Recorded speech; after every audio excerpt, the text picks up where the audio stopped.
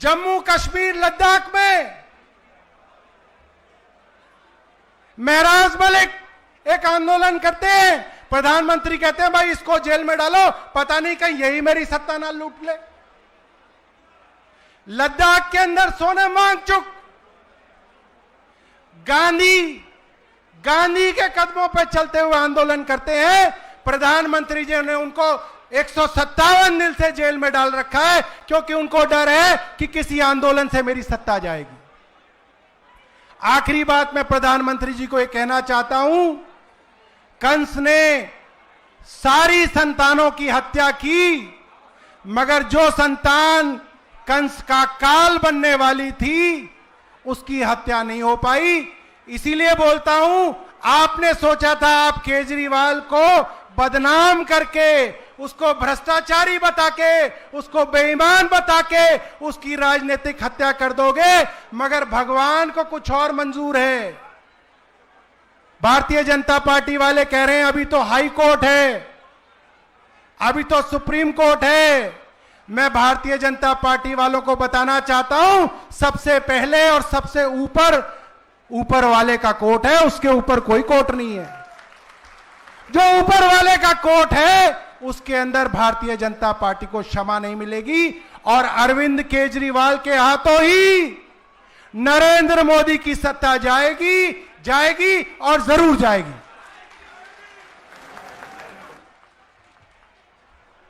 बहुत बहुत धन्यवाद अध्यक्ष जी। आपने कट्टर ईमानदार मंच से आज दिल्ली और पंजाब के लोगों के अंदर जोश भरा, बहुत बहुत धन्यवाद आपका।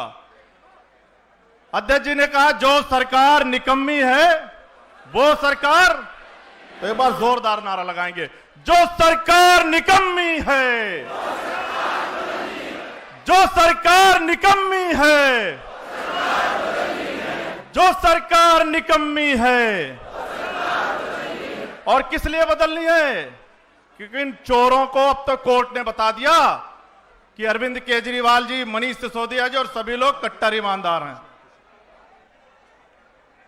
कट्टर ईमानदार हैं। कोर्ट द्वारा सर्टिफाइड, न्यायालय ने लिख के दे दिया कि अरविंद केजरीवाल की टीम, मनीष सिसोदिया जी, संजय सिंह जी, सत्येंद्र जैन जी कट्टर ईमानदार हैं।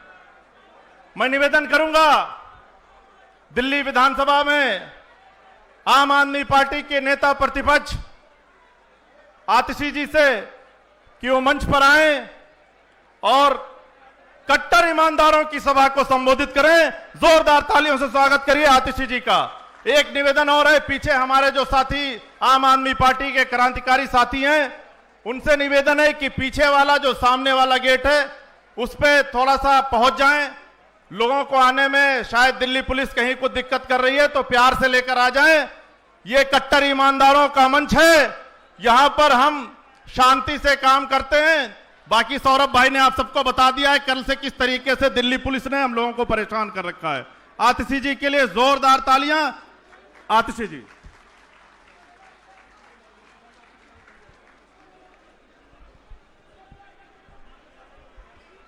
सब लोग अपनी मुट्ठी तानकर एक जोरदार जयकारा लगाएंगे।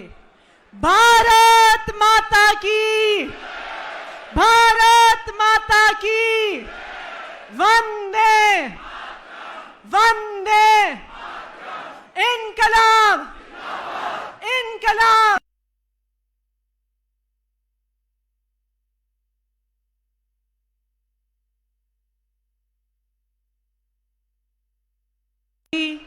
संजय सिंह जी, गोपाल राय जी, सत्येंद्र जैन जी, ईशुदान गढ़वी जी, सौरभ भारद्वाज जी और देश भर से आए हमारे सभी क्रांतिकारी साथियों को मेरा नमस्कार।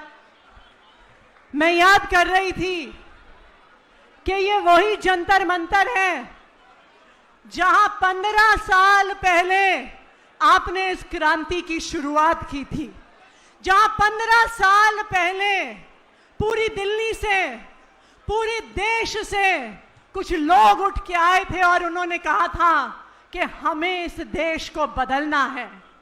कुछ युवा उठकर आए थे जो अपनी नौकरियां छोड़कर आए थे और उन्होंने कहा था कि हमें भ्रष्टाचार मंजूर नहीं है, हमें ये गंदी राजनीति मंजूर नहीं है, हम इस देश को बदलेंगे, हम इस राजनीति को बदलेंगे। और आज 15 साल बाद जो युवा यहां से आवाज उठा रहे थे, आज वही युवा आज हमारे मंच पे बैठे हैं। आज इन्होंने देश की राजनीति को बदल कर दिखाया है, एक इनकलाब करके दिखाया है। एक समय था जब किसी भी पढ़े लिखे यूथ को बोला जाता था कि बेटा राजनीति में मत आना, नेताओं से दूर रहना, राजनीति से दूर रहना, क्योंकि राजनीति गंदी चीज है। लेकिन जंतर मंतर की उस क्रांति में कुछ युवाओं ने हिम्मत करी और अरविंद केजरीवाल जी के नेतृत्व में आम आदमी पार्टी की शुरुआत करी इस देश की राजनीति को बदलने के लिए। मुझे याद है जब अरविंद केजरीवाल जी ने आम आदमी पार्टी की शुरुआत की थी तो लोग हंसा करते थे, कहते थे तुम लोग करोगे राजनीति, ना तुम्हारे पास धन बल है, ना तुम्हारे पास बाहुबल है, ना जात पात की बात करते हो, ना धर्म की बात करते हो। कहते थे इस देश में ईमानदारी की राजनीति नहीं होती, इस देश में काम की राजनीति नहीं होती। लेकिन दिल्ली वालों का प्यार था, दिल्ली वालों का आशीर्वाद था कि अरविंद केजरीवाल जी के नेतृत्व में ना सिर्फ आम आदमी पार्टी ने चुनाव लड़ा, बल्कि 67 सीटों के साथ दिल्ली में सरकार बनाई और अरविंद केजरीवाल जी को दिल्ली का मुख्यमंत्री बनाया। उससे पहले सरकारें कहती थी कि हम स्कूल नहीं बना सकते, हमारे पास पैसे नहीं हैं, हम अस्पताल नहीं बना सकते, हमारे पास पैसे नहीं हैं, हम सड़कें नहीं बना सकते, हमारे पास पैसे नहीं हैं। लेकिन अरविंद केजरीवाल जी ने दिखा दिया कि अगर ईमानदारी से राजनीति करते हो तो हर चीज के लिए पैसा है।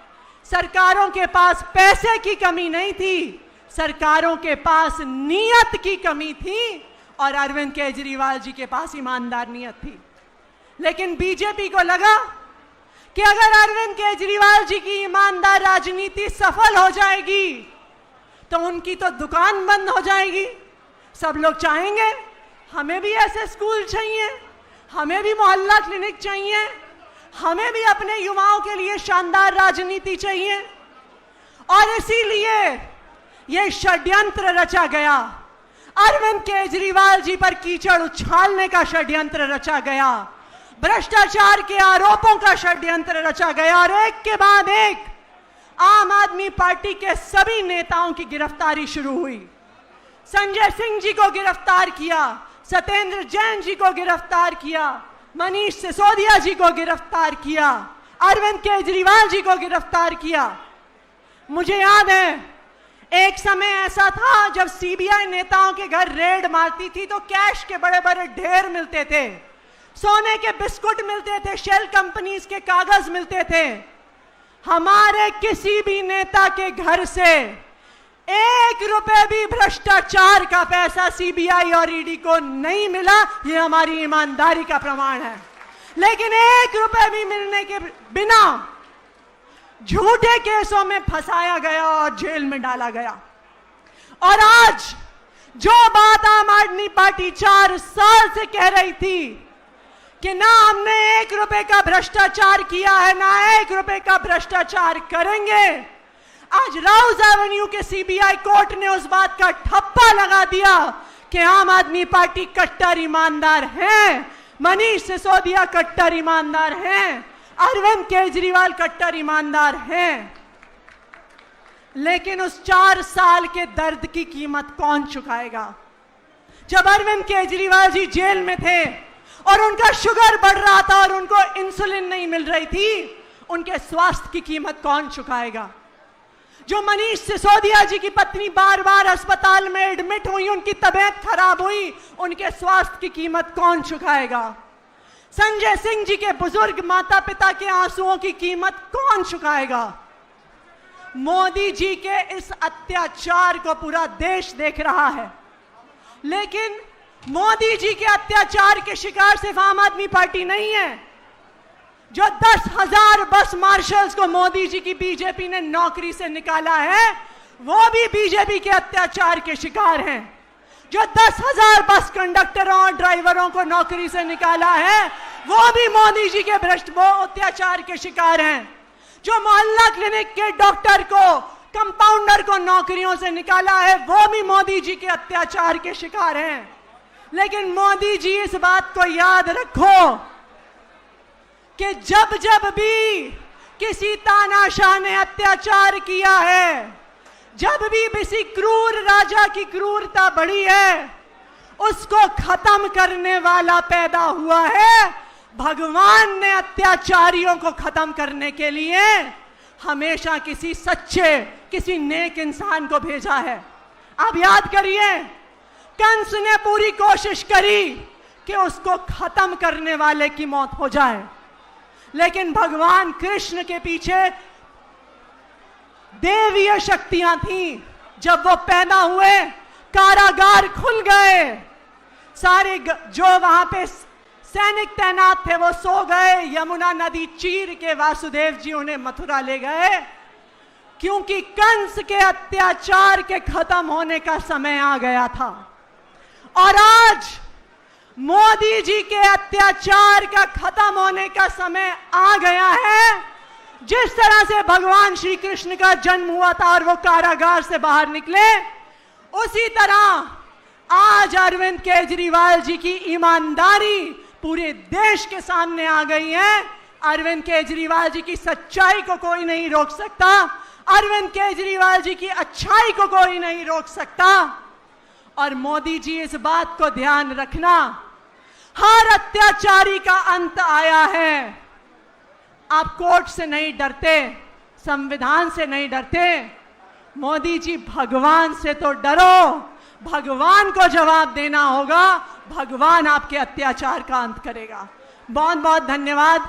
जय हिंद, जय भारत। ये जो आखिरी में बैरिकेड लगा के पुलिस वाले खड़े हैं, भाई लोगों को आने दो।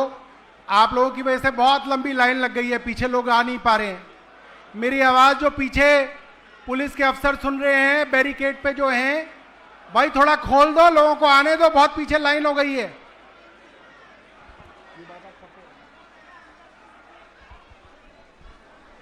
बहुत बहुत धन्यवाद आतिशी जी। जो साथी हमारे डी में खड़े हैं, व्यवस्था बना रहे हैं, उनसे भी मेरा अनुरोध है कि थोड़ी अपनी भी व्यवस्था बना लें। बहुत बहुत धन्यवाद। हमारे बीच में गोवा प्रदेश के अध्यक्ष भाई वाल्मीकि नायक जी हैं। मैं उनसे निवेदन करूंगा कि आज के इस क्रांतिकारी मंच से, जो कट्टर ईमानदारों का मंच है, उन पर आए और हम सबको संबोधित करें। जोरदार तालियों से स्वागत करिए भाई वाल्मीकि नायक जी का।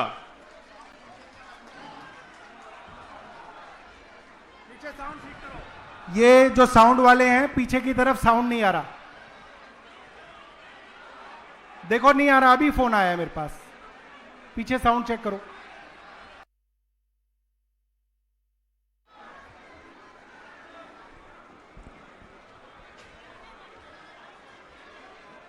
मंच पे बैठे हमारे आम आदमी पार्टी के सब वरिष्ठ नेतागण और आप सबको हमारे देश के सबसे सुंदर और शांत प्रदेश गोवा की तरफ से मेरा आपको नमस्कार। आज बहुत खुशी का दिन है। हमारी पार्टी और हमारी पार्टी के कट्टर ईमानदार नेता एक अग्नि परीक्षा से निकले, सत्य की जीत हुई है। आप सबको पता है कि ये तथाकथित शराब घोटाला जो एक फेक केस बना था, उसका कनेक्शन गोवा से भी करने की कोशिश की गई थी। ऐसा कहा गया कि इस शराब घोटाले के 100 करोड़ में से 45 करोड़ गोवा के चुनाव में खर्च किए गए। 45 करोड़ छोड़ो, 45 पैसे भी कुछ खर्च नहीं किए गए। बहुत बड़ा झूठ था। लेकिन इस वजह से गोवा में भी हमें बहुत सुनना पड़ा जो इन्होंने गंदा प्रचार किया इस फेक घोटाले का, हमें बहुत सुनना पड़ा था, हमें भी बहुत शर्मिंदा करने की कोशिश की गई। लेकिन परसों जब से कोर्ट ने इस घोटाले को ही घोटाला साबित कर दिया, तब से जो लोग हमें शर्मिंदा करने की कोशिश कर रहे थे, वो खुद आज हमारी आंख में आंख डालने की हिम्मत नहीं कर पा रहे और खुद शर्मिंदा होकर बैठे हैं। हमारी पार्टी की सरकार दिल्ली में 10 साल चली, पूरी ईमानदारी के साथ काम किया है। आपको पता है दिल्ली सरकार की बजट साल में कुछ 60,000 करोड़ का था हर साल। 10 साल में हमारी पार्टी की सरकार ने कुल मिला के 6 लाख करोड़ खर्च किए। हमने शिक्षा पे खर्च किए, स्वास्थ्य पे खर्च किए, बिजली, पानी, बस यात्रा, इन सब पे खर्च किए। कोई एक उंगली भी उठा के नहीं कर सका कि कुछ घोटाला हुआ था। इसीलिए भारतीय जनता पार्टी को ये एक 100 करोड़ का एक नकली घोटाला तैयार करना पड़ा। लेकिन हमारी सरकार ने इतनी ईमानदारी से काम किया था कि इनका आरोप भी 6 लाख करोड़ खर्च करने के बाद भी इनका आरोप भी सिर्फ 100 करोड़ का वो बना पाए। और ये परसों ये 100 करोड़ का आरोप भी अब कोर्ट ने लात मारकर बाहर फेंक दिया है। ये जो अभी सरकार केंद्र में है वो हमारे देश के लिए एक खतरा बन चुकी है। मैं आपसे निवेदन करता हूं कि हम सब एकजुट होके हमारे देश को इस सरकार से बचाना पड़ेगा। बहुत बहुत शुक्रिया। भारत माता की।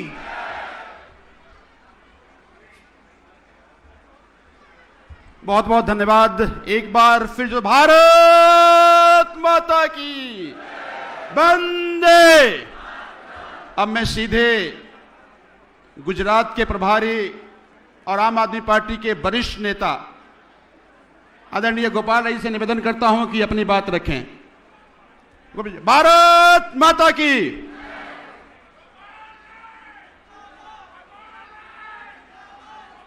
हेलो हेलो हेलो हेलो, थोड़ा आवाज बढ़ा दीजिए इसमें। साथियों, जंतर मंतर वो ऐतिहासिक जगह है जहां पर कुदरत हर चक्रव्यूह के बाद हमें पहुंचा देती है। आज इस जंतर मंतर पे तमाम आम आदमी पार्टी के योद्धा, आम आदमी पार्टी के लीडर्स, आम आदमी पार्टी के मंत्री, आम आदमी पार्टी के विधायक, आम आदमी पार्टी के कार्यकर्ता यहां इकट्ठा हैं। मैं आपको बताना चाहता हूं, आम आदमी पार्टी ने, आप ये देख रहे हैं, ये मंच के बगल में ये एक नीम का पेड़ है। ये जो नीम का पेड़ है, यही वो जगह है। इसी नीम के पेड़ के नीचे से आम आदमी पार्टी बनने से पहले जन लोकपाल का आंदोलन, अन्ना जी का आंदोलन इसी नीम के पेड़ के नीचे से शुरू हुआ था। यही अनशन पर बैठे थे। यही नीम का पेड़ है जिसके नीचे तीसरी बार अरविंद केजरीवाल जी, मनीष सिसोदिया जी और हम 3 लोग इसी नीम के पेड़ के नीचे अनशन पर बैठे थे।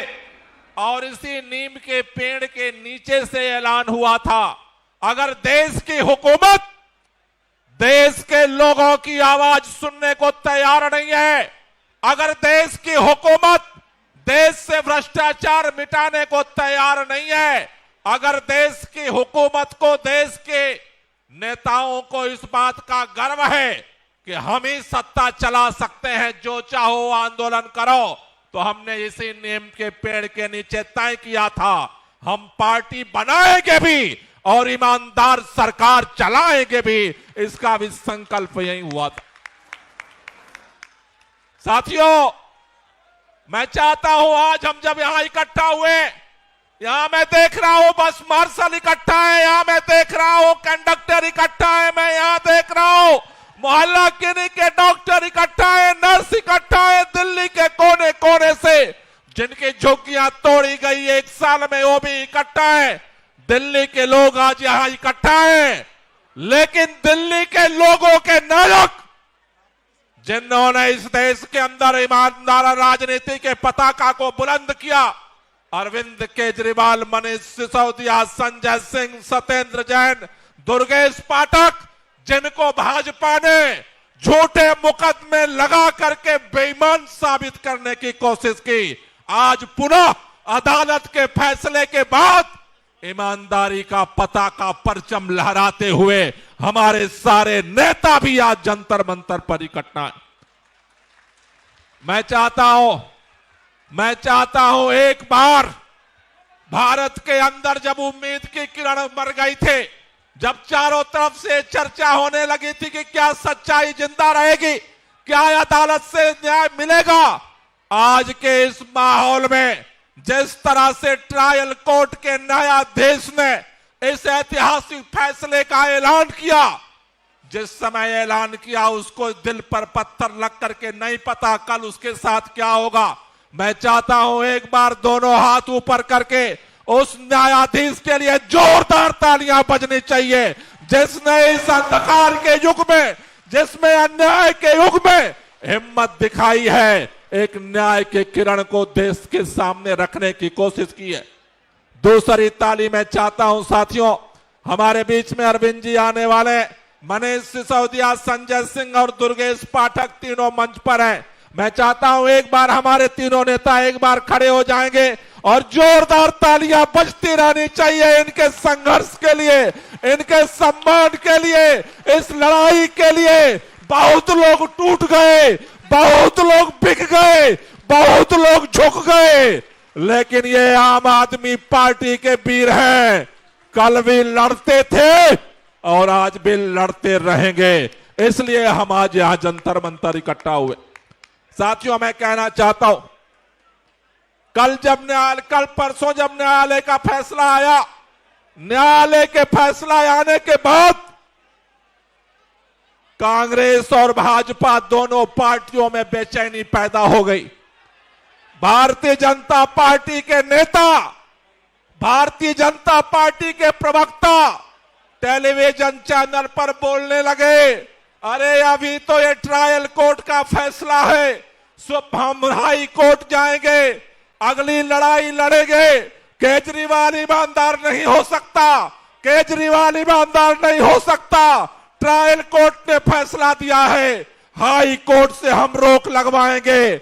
मैं इस जंतर मंतर से कहना चाहता हूं, जहां मर्जी वहां जाओ। केजरीवाल कल भी ईमानदार था, आज भी ईमानदार है और कल भी ईमानदार रहेगा। तुम्हारे ऊपर नीचे आने जाने से इसमें फर्क नहीं पड़ता। दूसरी बात मैं कहना चाहता हूं, ये काम मैंने देखा जब ये टेलीविजन पे खबर आई कि सभी नेता दोष मुक्त साबित हो गए, कांग्रेस के नेताओं ने बोलना शुरू किया, ये तो भाजपा की सब भाजपा ने मिलजुल करके पंजाब का चुनाव और गुजरात का चुनाव कांग्रेस को हराने के लिए यह फैसला दिलवाया है।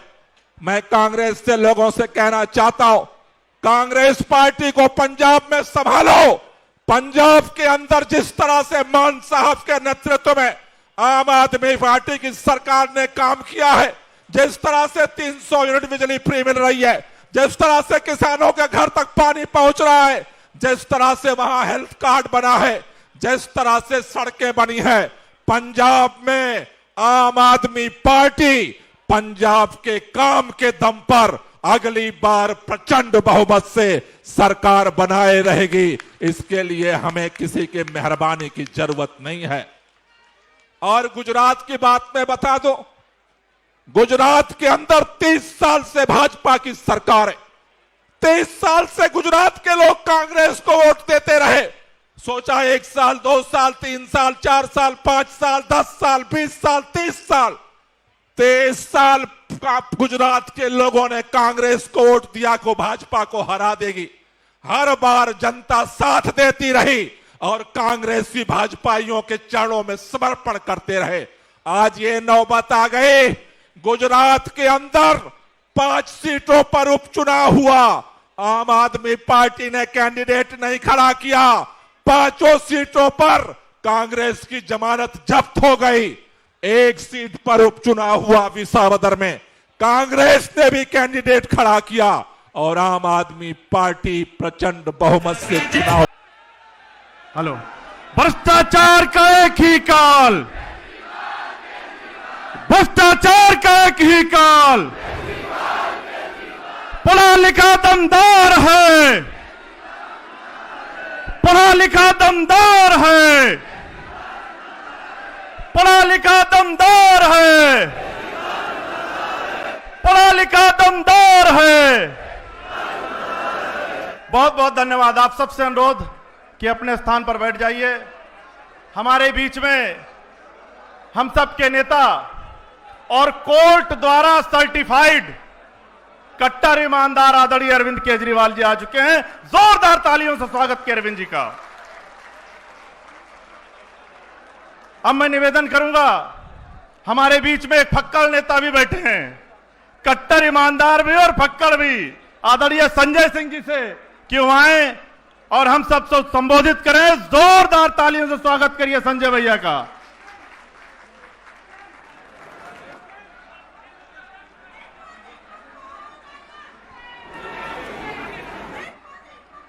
भारत माता की इंकलाब, अरविंद केजरीवाल, आम आदमी पार्टी।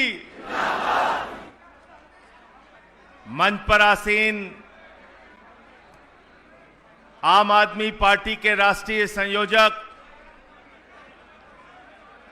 भ्रष्टाचार के खिलाफ हिंदुस्तान में एक मजबूत आवाज आदरणीय अरविंद केजरीवाल जी,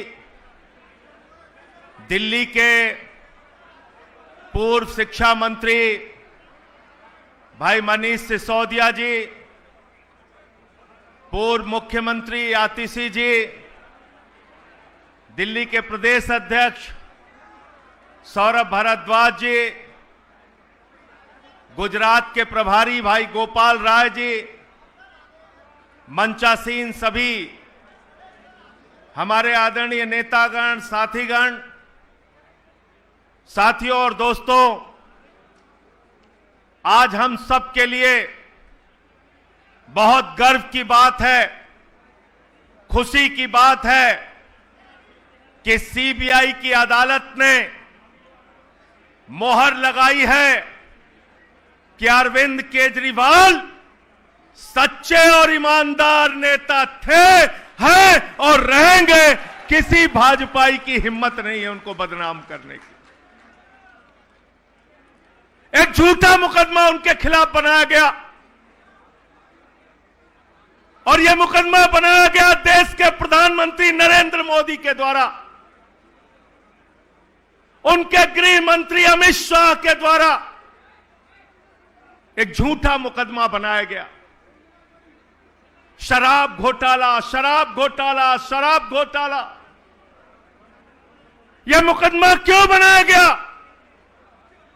यह मुकदमा इसलिए बनाया गया कि अरविंद केजरीवाल भ्रष्टाचार विरोधी आंदोलन से निकले हुए एक ईमानदार नेता, जो दिल्ली की सरकार को ईमानदारी से चला रहे थे।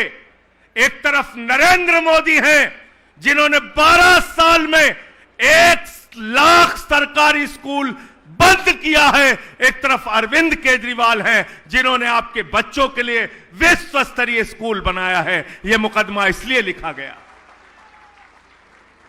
यह मुकदमा इसलिए लिखा गया मेरे दोस्तों कि एक तरफ नरेंद्र मोदी हैं जिनकी डबल इंजन की सरकार में उत्तर प्रदेश के अंदर मोमबत्ती में ऑपरेशन होता है अस्पतालों में, कुत्ते बैठते हैं अस्पतालों की बेड पे, एम्बुलेंस लोगों को उपलब्ध नहीं होती मरने के वक्त। दूसरी तरफ अरविंद केजरीवाल हैं जिन्होंने मोहल्ला क्लिनिक बनाया, जिन्होंने फ्री दवाएं उपलब्ध कराई, जिन्होंने 200 तरह की जांच फ्री कराई और कहा आपका लाखों का ऑपरेशन हो पैसा केजरीवाल देगा। यह मुकदमा इसलिए लिखा गया, यह मुकदमा इसलिए लिखा गया कि एक तरफ भारतीय जनता पार्टी है, नरेंद्र मोदी है जो अडानी को ठेका दे दे के महंगी बिजली बेचने का काम करते हैं, दूसरी तरफ अरविंद केजरीवाल हैं जो कहते हैं देश की पहली सरकार बनेगी आम आदमी पार्टी की सरकार, जो कहेगी गरीब के घर में रोशनी तो होगी लेकिन उस रोशनी की कोई कीमत नहीं होगी, फ्री बिजली का देने का काम करते हैं केजरीवाल। यह मुकदमा इसलिए लिखा गया, यह मुकदमा इसलिए लिखा गया मेरे दोस्तों कि हर घर में पीने का साफ पानी पहुंचेगा और दूसरी तरफ मोदी जी पानी का ठेका हजारों करोड़ रुपए का अपने दोस्तों को देने का काम करते हैं।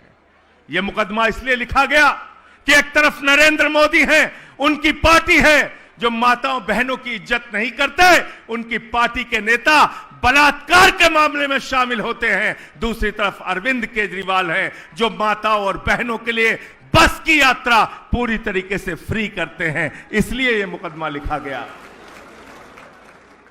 मोदी जी को लगा अरे भाई हम तो अपनी हिंदू मुसलमान नफरत वाली दुकान चला रहे थे, यह केजरीवाल की राजनीति अगर देश भर में फैल गई तो हमारी तो दुकान बंद हो जाएगी। तो इसलिए मोदी जी ने झूठा मुकदमा बनाया। और क्या है कोर्ट का आदेश ध्यान से पढ़ लेना और घर घर में जाके बताना।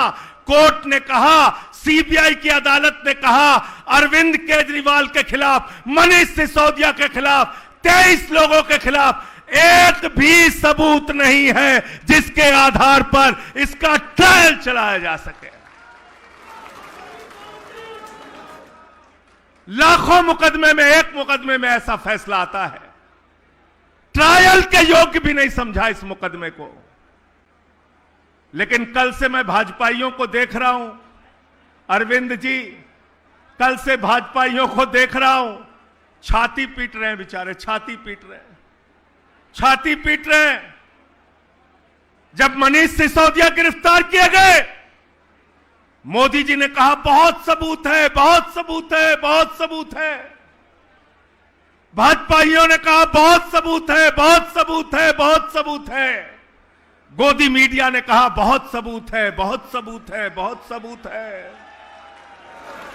जब अरविंद केजरीवाल गिरफ्तार किए गए, कहने लगे मोदी जी के पास कई ट्रक भर के सबूत हैं। अरे अमित शाह तो अपने घर में खोद के सबूत गाड़े हुए हैं, इतना सबूत है, बहुत सबूत है, बहुत सबूत है, बहुत सबूत है। गोदी मीडिया वालों ने कहा केजरीवाल के खिलाफ बहुत बहुत बहुत सबूत है। फिर जमानत रद्द हुई मनीष सिसोदिया की, बोले देखो जमानत रद्द हो गई, बहुत सबूत है।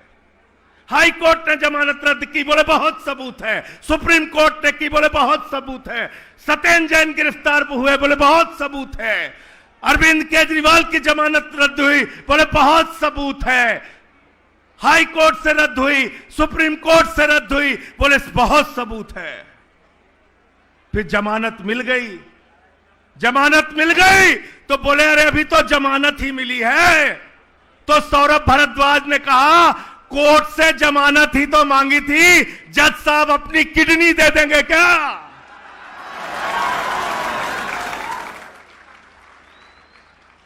बोले बहुत सबूत है। गोदी मीडिया वाले कहते थे अरे इन आम आदमी पार्टी वालों को, या मनीष सिसोदिया को, केजरीवाल जी को, सत्येंद्र जैन को, संजय सिंह को तो बस चले तो इसी टीवी चैनल पे फांसी दे देना चाहिए, इतना सबूत है।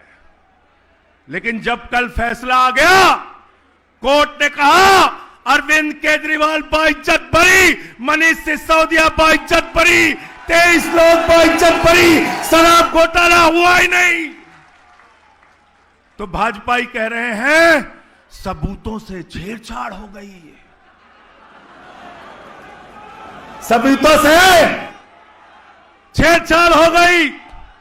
मैं कहना चाहता हूं भाजपाइयों, हमारे यहां उत्तर प्रदेश में कहा जाता है हिकना हिकना, तुम लोग हिकना हो हिकना, और खिसियानी बिल्ली खंबा नोचने से काम नहीं चलेगा।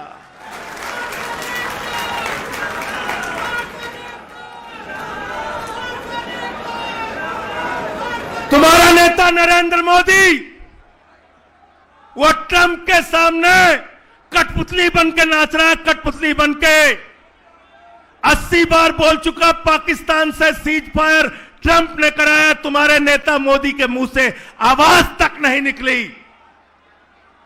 ट्रेड डील करा लिया किसानों के खिलाफ, कॉटन के किसानों के पीठ में छुरा मारा, कपास के किसानों के पीठ में छुरा मारा, ज्वार के किसानों के पीठ में छुरा मारने का काम किया। मोदी के मुंह से एक शब्द नहीं निकला। ट्रंप के आगे नरेंद्र मोदी सीकिया पहलवान बन जाते हैं और अरविंद केजरीवाल के खिलाफ दारा सिंह पहलवान बन जाते हैं। तुम्हारी असलियत को देश समझ चुका है। तुम्हारी राजनीति को कूड़ेदान में डालने का काम केजरीवाल के नेतृत्व में हम लोग करेंगे, ये यकीन दिलाना चाहते हैं।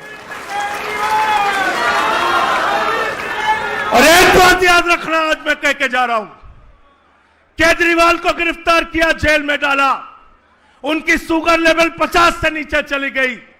मनीष सिसोदिया को जेल में डाला, तमाम तरीके की यातनाएं दी। हमारे साथी सत्येंद्र जैन का 23 किलो वजन कम हो गया, मुझे पकड़ के जेल में डाला, लेकिन एक भी नेता इन गुंडों के सामने न झुका है न झुकेगा, यह यकीन दिलाना चाहता हूं।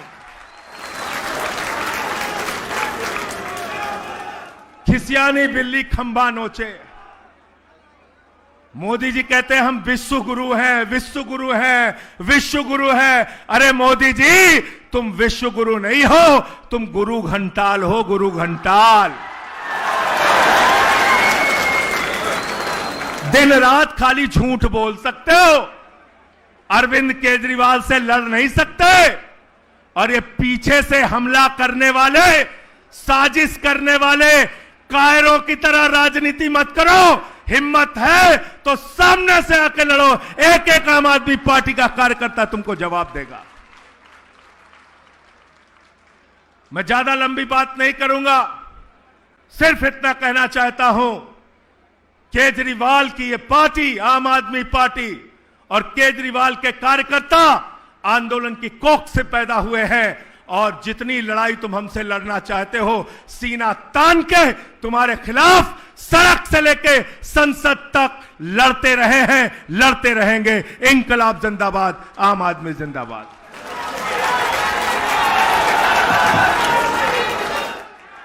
बहुत बहुत धन्यवाद आदरणीय संजय सिंह जी।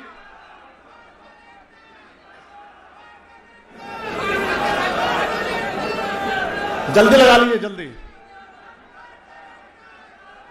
मैं निवेदन करूंगा, हमारे बीच में कोर्ट द्वारा सर्टिफाइड, न्यायालय द्वारा प्रमाणित कट्टर ईमानदार आदरणीय मनीष सिसोदिया जी हैं।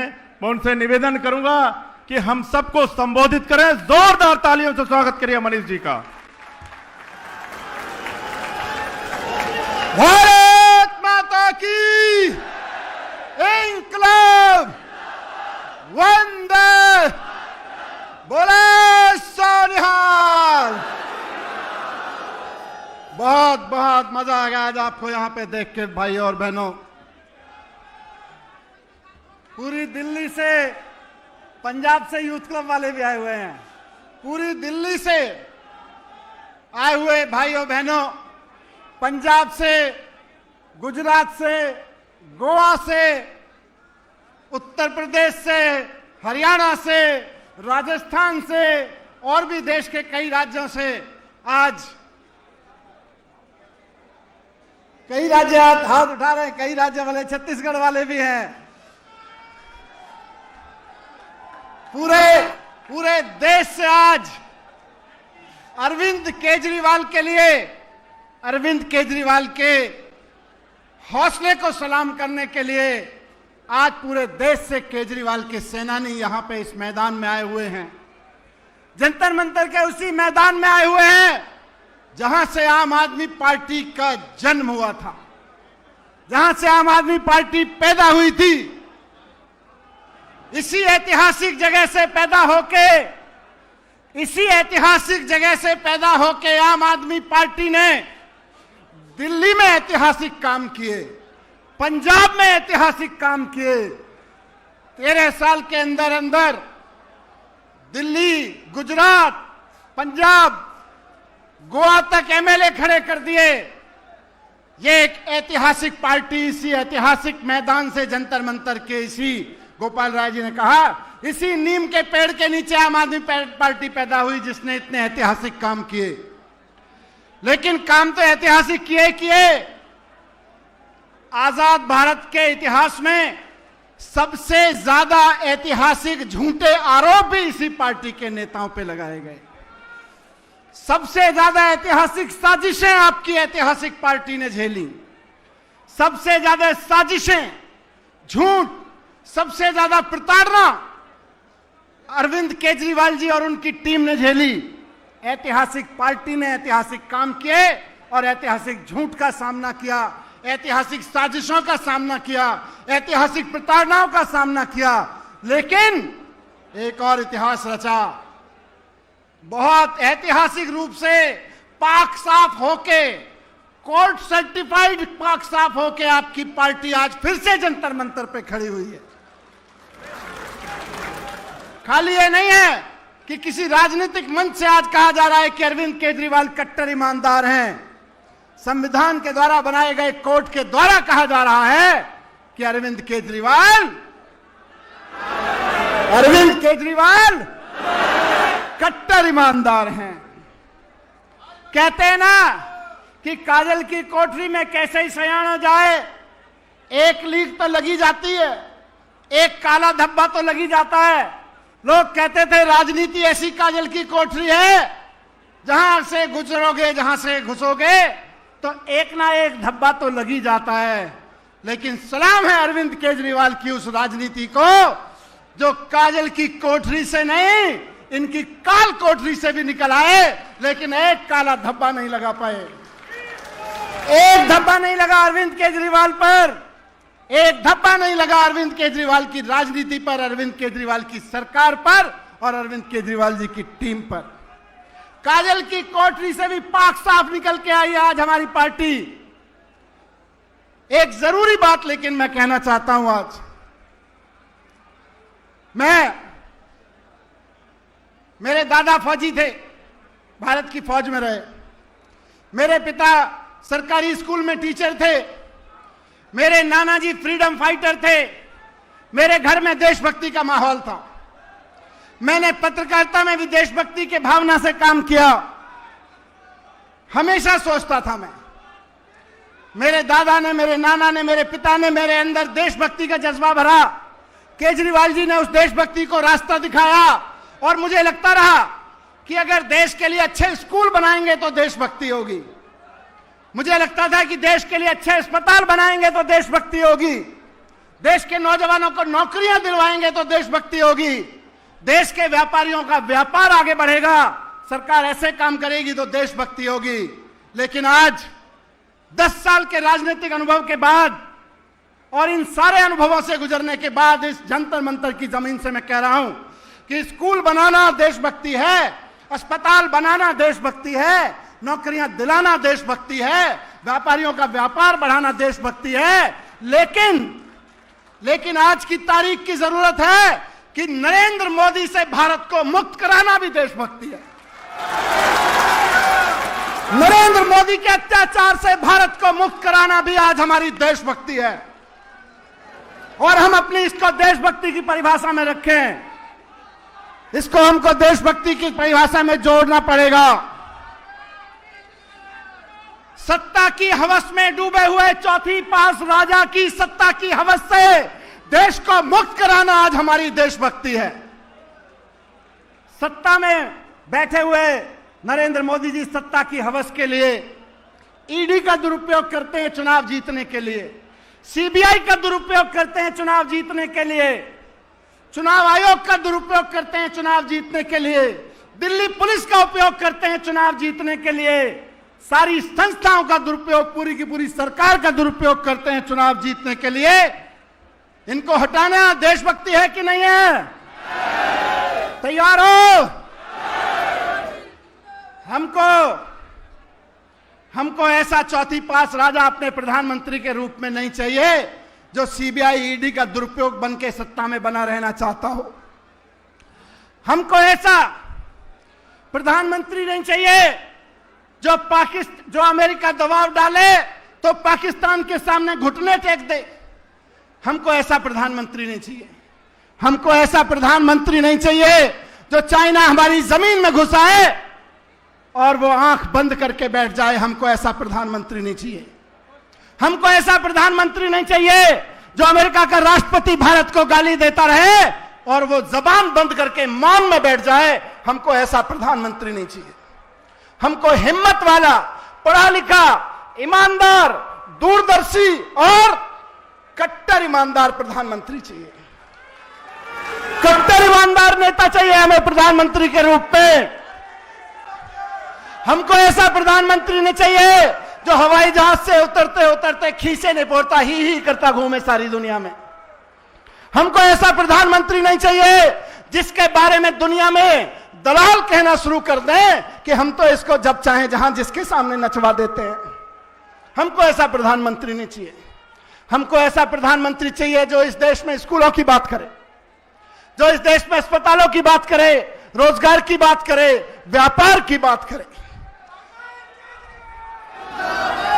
कौन है ऐसा नेता जो ये सब कर सकता है? कौन है? जोर से बताओ। इसी जंतर मंतर से आवाज उठानी है कि नरेंद्र मोदी को सत्ता से हटाना देशभक्ति है और केजरीवाल जी को सत्ता में बिठाना देशभक्ति है।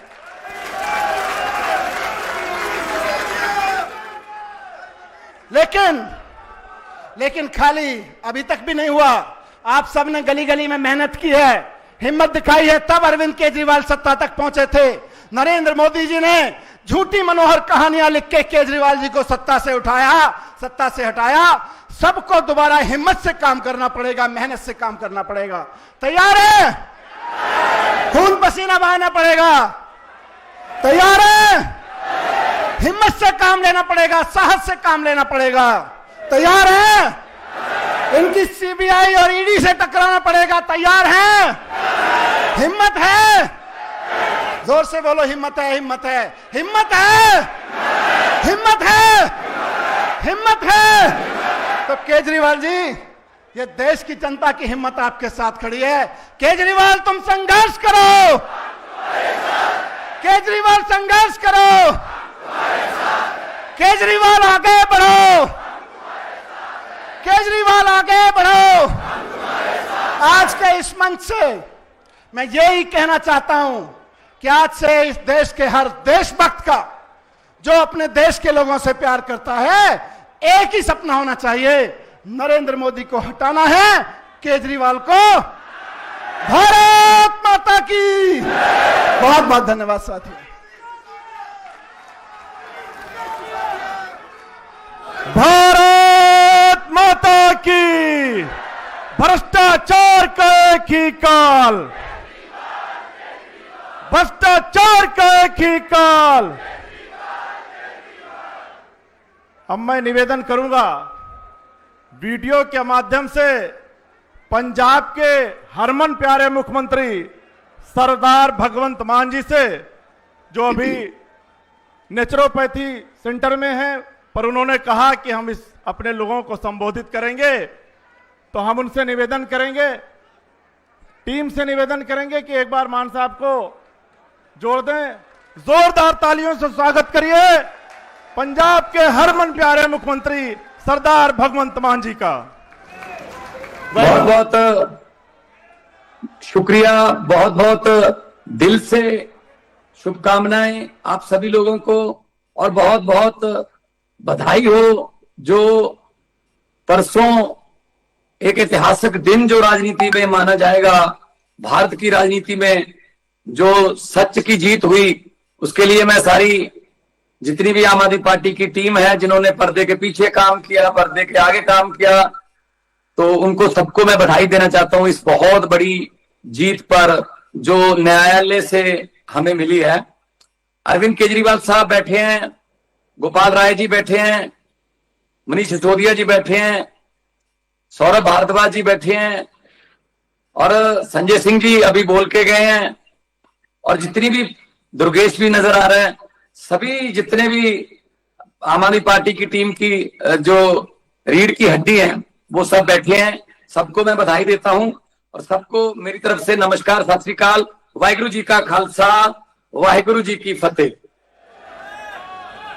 दोस्तों, कैसा संयोग है कि जब भी आम आदमी पार्टी पर कोई मुसीबत आन पड़ती है तो आम आदमी पार्टी दुगनी चौगनी होकर उस मुसीबत से उभरती है। और पता नहीं क्यों कुदरत, पता नहीं क्यों भगवान हमें उसी पेड़ के नीचे ले आता है जो आम आदमी पार्टी का बर्थ प्लेस है, जन्म स्थान है, इसी जंतर मंतर पर ले आता है भगवान। ये प्रोग्राम, ये आज का जो प्रोग्राम है, ये पहले से ही तय था, लेकिन जज साहब का फैसला ऐसा आ जाएगा जी हमें पता नहीं था। तो आज हम लोगों को एक मौका मिला है ये बताने का पूरे देश को कि सच सच ही होता है। सच बोलने का सबसे बड़ा फायदा एक होता है कि उसको एक बार बोलकर दोबारा याद नहीं रखना पड़ता। जहां भी बोलोगे सच ही बोलोगे। झूठों को याद रखना पड़ता है कि पिछली बार क्या कहा था, अब इस साल क्या कहें। कई बार वो जीएसटी का विरोध कर चुके हैं, बाद में जीएसटी लगानी पड़ गई। कितने फैसले हैं मोदी जी जिनका विरोध करते थे, बाद में उन्हीं को बदलना पड़ गया अपने फैसलों को। पहले झूठ बोलते थे, तेल की कीमतों पर बोलते थे मोदी जी कि इतनी बढ़ गई हैं, अब अभी तेल की कीमतें उससे भी ज्यादा बढ़ गई, अब कह रहे हैं ये मास्टर स्ट्रोक है। तो ये जो आम आदमी पार्टी की नींव रखी गई थी, जहां जिस पेड़ के नीचे, नीम के पेड़ के नीचे गोपाल भाई भी इसका जिक्र कर रहे थे, उसी जगह पर आकर हम आज फिर एक बार ये प्रण करते हैं कि देश की राजनीति को बदलने आए हैं, देश की राजनीति में ईमानदारी भरने आए हैं। देश की राजनीतिक पार्टियों का मैनिफेस्टो जो नफरत और धर्म की बातों से भरा रहता था, उसमें हर पार्टी के मैनिफेस्टो में स्कूलों की बात, अस्पतालों की बात, बिजली की बात, रोजगार की बात, इंफ्रास्ट्रक्चर की बात, ये बातें अरविंद केजरीवाल जी ने लिखने पर मजबूर किया है दूसरी पार्टियों को। नहीं तो धर्म और जाति के सिवा और कुछ करते ही नहीं थे। तो अरविंद केजरीवाल जी हमारे लीडर हैं और उन्होंने बता दिया है कि अगर कुछ भी तय कर ले इस देश का नागरिक, इस 140 करोड़ अगर तय कर ले कि ये काम करना है तो हो जाता है। भगवान साथ देता है, सच्चे लोगों का भगवान साथ देता है। तो आज इस मौके पर मैं आप सबको यही कहना चाहूंगा कि ये सारे देश में, पूरे देश में जाकर हमें बताना होगा, अपने रिश्तेदारों को, दोस्तों, मित्रों को आप भी फोन करिए कि भाई ये सच की जीत हुई है। कैसे इन्होंने षड्यंत्र रचा। साहब को किसी ने जाके बोल दिया जी अस्पताल बहुत अच्छे हैं, अरविंद केजरीवाल की सरकार ने अस्पताल सरकारी बहुत अच्छे कर दिए, तो प्राइवेट वाले अस्पताल वाले जिनसे हमारा धंधा चलता है वो हम पर प्रेशर डाल रहे हैं जी, हमारे पास तो कोई आ ही नहीं रहा, हमारे जैसा इलाज तो सरकार ने फ्री कर दिया है दिल्ली के अस्पतालों ने। तो साहब ने पूछा होगा ये किसने बनाए, सतेंद्र जैन ने, सर अंदर कर दो। सतेंद्र जैन अंदर कर दिए। फिर किसी को बोला, साहब के पास कोई आया, साहब ने, मोदी जी को किसी ने बोला कि जी स्कूल बहुत अच्छे हो रहे हैं दिल्ली के, लोग प्राइवेट स्कूलों से बच्चे निकालकर सरकारी में दाखिले दिलवा रहे हैं। सर प्राइवेट स्कूल वालों से जिनसे हम चंदा लेते हैं, फंड लेते हैं, वो कह रहे हैं किस बात का फंड दें? सारे बच्चे तो उधर जा रहे हैं, पढ़ाई एक जैसी हो गई, उधर फीस माफ है, हमें कोई फीस कौन देगा? तो मोदी जी ने पूछा होगा कितने बनाए? मनीष सिसोदिया ने, अंदर कर दो, जेल में डाल दिया जी।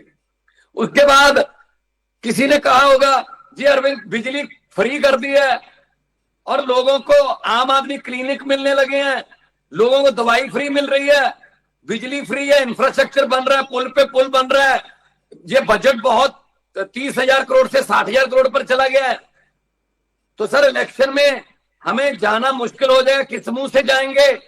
तो मोदी जी ने कहा होगा कोई घोटाला ढूंढकर अरविंद केजरीवाल को भी अंदर कर दो, उसकी टीम को अंदर कर दो। अंदर कर दिए सारे। तो लेकिन पेशी भुगतना बहुत मुश्किल है। हमारे देश में जो सजा होती है वो शायद इतनी कड़ी नहीं होती, लेकिन तारीख पे तारीख, तारीख पे तारीख, तारीख पे तारीख बहुत मुश्किल होती है। वही सजा होती है असल में। बहुत तारीखें भुगती है अरविंद जी। जिस वक्त सारी पार्टी का थिंक टैंक अंदर था, आप पांचों नेता अंदर थे। मुझे पता है कि उन दिनों में जालंधर का बाई इलेक्शन आ गया और कोई भी डिसीजन मेकिंग अथॉरिटी जो थी हमारी, उसमें सारे जेल में थे। मुझे पता नहीं चल रहा था कि अब कैसे करें, क्या करें। फिर भी हम बी टीम जो हमारी थी, हमारा बैकअप टीम थी, उनके साथ मिलकर काम चला रहे थे। आपके साथ मुलाकातें भी हुई, आपने कहा कोई नहीं, भगवान साथ देगा, आप दिल से लड़ो और लोगों के पास जाते रहो, लोगों के दरवाजे खटखटाओ। हमने दरवाजे खटकाए और हमने जालंधर की बाई इलेक्शन भी और दूसरी एमपी की सीट भी बड़े मार्जिन से जीती सर, बड़े मार्जिन से जीती। उससे हमारा भी हौसला बढ़ा कि आप लोग भले ही जेल में हो, लेकिन आप जेल में जब मैं मुलाकात के लिए आता था तो आप यही पूछते थे पंजाब का क्या हाल है, पंजाब के लोगों का क्या हाल है, बिजली फ्री मिल रही है ना, पानी का काम चल रहा है ना खेतों के लिए, कोई दिक्कत तो नहीं है। करप्शन जो करते हैं उनको सबको अंदर कर दो, जो जिसकी भी रिपोर्ट आए अंदर कर दो। हमने देश को सुधारना है। जेल तो क्रांतिकारियों के लिए घी जैसे ही काम करती है। जब भगत सिंह जी को जेल हुई, उससे पहले जब असेंबली में बम फेंकने आना था तो भगत सिंह का नाम नहीं था सर बम फेंकने वालों की लिस्ट में। भगत सिंह ने जब लिस्ट पढ़ी तो उसने नीचे अपना नाम लिख लिया। तो चंद्रशेखर आजाद जो कि नौजवान सभा के प्रधान थे, तो उन्होंने कहा भगत क्या कर रहे तुम, क्या हो गया तुझे? आपको पता है कि ये नाम जो आपने लिखा है आप खुद ही, हमने गिरफ्तारियां देनी है इन लोगों ने। आप पर सांड्रस के कत्ल का मुकदमा चलता है, तुझे लाहौर ले जाएंगे और फांसी हो जाएगी। तो भगत सिंह ने कहा पंडित जी मुझे पक्का पता है, मुझे पकड़ के ले जाएंगे, लाहौर ले जाएंगे, 302 का मुकदमा कर देंगे, लेकिन पार्टी, हमारी नौजवान सभा पार्टी की थोड़ी लहर मट्ठी पड़ गई है, थोड़ी पार्टी को उभरने की जरूरत है, पार्टी की लहर को, पार्टी के कामों को। तो इनमें से अंग्रेजी सिर्फ मैं ही बोल सकता हूं। जितने भी बम फेंकने जा रहे हैं उनमें अंग्रेजी सिर्फ मैं ही बोल सकता हूं। मैं वकील नहीं करूंगा, मैं खुद वकील बनूंगा, अंग्रेजी में मैं बहस करूंगा और मीडिया को कोर्ट में बुलाएंगे, मीडिया को कोर्ट में बुलाएंगे तो वो जो मैं बहस करूंगा वो छपेगी और बाहर प्रिंट मीडिया में जाएगी। इससे हमारी पार्टी को बूस्ट मिलेगा। सर वही हुआ और पूरे देश में भगत सिंह, राजगुरु, सुखदेव की धूम मच गई कि कैसे कमाल के नौजवान हैं जो देश के लिए अपनी जवानी दांव पर लगा रहे हैं। सर हिस्ट्री रिपीट कर रही है अपने आप को। आपने भी जेल से हमें ऐसे ही मैसेज दिए थे कि भगवान झुकना नहीं है, इनके सामने झुकना नहीं है, जो एक्शन लेना है इनके खिलाफ लेना है ले लो, लेकिन झुकना नहीं है। आम आदमी पार्टी और बड़ी बन के निकलेगी। सर कल परसों जब फैसला आया तो आम आदमी पार्टी नेशनल पार्टी बन के निकली है। मैं अभी बेंगलोर में हूं, मुझे लोग बधाई देके जाते हैं कि बधाई हो जी, अब आपको कोई नहीं रोक सकता। ये पब्लिक के मुंह की जुबान की बात है सर कि अब आपको कोई नहीं रोक सकता। अब आप जो दरिया होते हैं सर, दरिया को कोई नक्का नहीं लगता, दरिया अपना रास्ता खुद बनाते हैं। मैं कहना चाहता हूं मोदी साहब, अमित शाह जी, सुनोगे कभी तो सुनोगे ये हमारी खबर। वैसे तो आप खबरें हमारी आने नहीं देते, लेकिन सुन तो लोगे कभी ना कहीं कि किराएदार हैं ये जो गद्दी पर बैठे हैं ना, देश की गद्दी पर। इनको मैं कहना चाहता हूं किराएदार हैं, जाति मकान थोड़ी है, सभी का खून शामिल है यहां की मिट्टी में। भगत सिंह, राजगुरु, सुखदेव, करतार सिंह सराभा, अशफाक उल्लाह, सभी का खून है। किराएदार हैं, ये जाति मकान थोड़ी है, सभी का खून शामिल है यहां की मिट्टी में। किसी के बाप का हिंदुस्तान थोड़ी है। कुर्बानियां देने के लिए पंजाबी आगे आए, 90% कुर्बानियां हमारी हैं। और पंजाब का आप आरडीएफ का पैसा रोक लेते हैं, 8,000 करोड़। पंजाब को जीएसटी का पैसा नहीं देते। पंजाब में बाढ़ आई, ऐतिहासिक बाढ़ आई, 1600 करोड़, महज 1600 करोड़ अनाउंस किया, वो 1600 करोड़ में से 16 पैसे भी नहीं दिए अब तक। और आप पंजाब में इलेक्शन लड़ना चाहते हैं। और पंजाबियों को, मतलब मैं तो यहां तक भी कह देता हूं कि आपका बस नहीं चलता। जितना पंजाब विरोधी, जितना आम आदमी पार्टी के विरोधी आप बन चुके हैं, आप साइकोलॉजिकली इतना आपको डर लग रहा है। सपने में भी आम आदमी पार्टी झाड़ू आता होगा कि जिस तरीके से आप पंजाब की सरकार का विरोध कर रहे हो, जिस तरीके से पंजाबियों का विरोध कर रहे हो, ये तो गनीमत है कि आपका बस नहीं चलता। वरना राष्ट्रीय गीत जो जनगण मन है, उसमें से भी पंजाब निकाल सकते हो आप कि पंजाब सिंध गुजरात मराठा ना लिखो, यूपी सिंध गुजरात मराठा कर दो इसको। ये तो बस नहीं चलता सर। और खून है हमारा इस मिट्टी में, इस देश को याद करवाने के लिए खून हमारा लगा है सर। जब भी दुश्मन की पहली गोली आती है, सीने पंजाब के तने होते हैं सर सरहदों पर। और आप लोग हमें कहते हो कि पंजाबियों को पीछे कर दो, पंजाबियों को ड्रग में ले जाओ, पंजाबियों को ये कर दो, पंजाबियों को इनका ये रोक लो, वो रोक लो। ऐसे नहीं चलेगा। सरफरोशी की तमन्ना अब हमारे दिल में है, देखना है जोर कितना बाजुए कातिल में है। तो मैं यही कहूंगा, जब मेरे पंजाब से मेरे वित्त मंत्री साहब बैठे हैं, पंजाब से मेरे एमपी बैठे हैं, सर पंजाब हमेशा आपके साथ खड़ा रहेगा। और जिधर पंजाब चलता है ना, देश उधर ही चलता है सर। जब देश को अनाज की कमी हुई, हरा इनकलाब पंजाबियों ने मिट्टी में से सोना उगा दिया सर, देश के भंडार जो है भर दिए। जब पंजाब को आजादी की जरूरत थी, देश को आजादी की जरूरत थी, पंजाबी आगे आए, 90% कुर्बानियां दी और देश आजाद करवाया सर। तो जब आम आदमी पार्टी का भी, पहले आम आदमी पार्टी का जो पेड़ आपने लगाया था देश में, उसमें सबसे पहले 4 हरे रंग के पत्ते पंजाबियों ने ही दिए थे सर। अभी भी पंजाब में सरकार है, आपको 2027 में भी प्रचंड बहुमत से सेंचुरी लगाकर आपको जो है इसका ये तोहफा देंगे हम। और मैं यही कहना चाहूंगा कि झूठों ने झूठों से कहा, बीजेपी वाले आपस में बोल रहे होंगे, झूठों ने झूठों से कहा कि सच बोलो। झूठों ने झूठों से कहा है कि सच बोलो। घर के अंदर झूठों की मंडी है, दरवाजे पर लिखा है सच बोलो।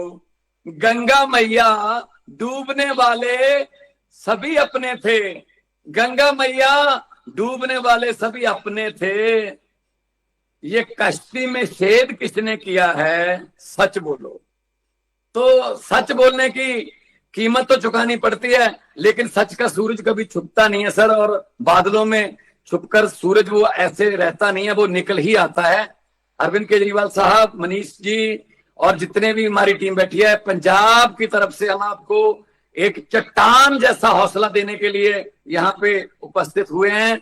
आप लोग आगे बढ़िए, हम आपके साथ हैं। और पंजाबी जब भी देश पर कोई भीड़ पड़ी है, पंजाबी सबसे पहले आगे आते हैं। दुनिया में जब कोई आफत आ जाए, चाहे वो तुर्की में भूकंप आ जाए, चाहे श्रीलंका में सुनामी आ जाए, चाहे नेपाल में बाढ़ आ जाए, कुछ भी आ जाए, लेकिन रेड क्रॉस की टीम वहां पहुंचे ना पहुंचे, पंजाबियों का, गुरु नानक देव जी का लंगर जो है वो सबसे पहले शुरू हो जाता है सर। तो हम लोग सर्वत्र का भला मांगने वाले लोग हैं, हम लोग कुर्बानियों वाले लोग हैं। गुरु तेग बहादुर साहब का 350वां आप लोगों ने जिस तरीके से शिद्दत से दिल्ली में भी मनाया, उसके लिए सैल्यूट करते हैं सर हम आपको। और हम लोग हिंद की चादर, गुरु तेग बहादुर, हिंदू धर्म को बचाने के लिए, कश्मीरी पंडितों की आबरू इज्जत बचाने के लिए गुरु साहब ने कुर्बानी दी है। तो हम लोग हमेशा सच के साथ खड़ेंगे।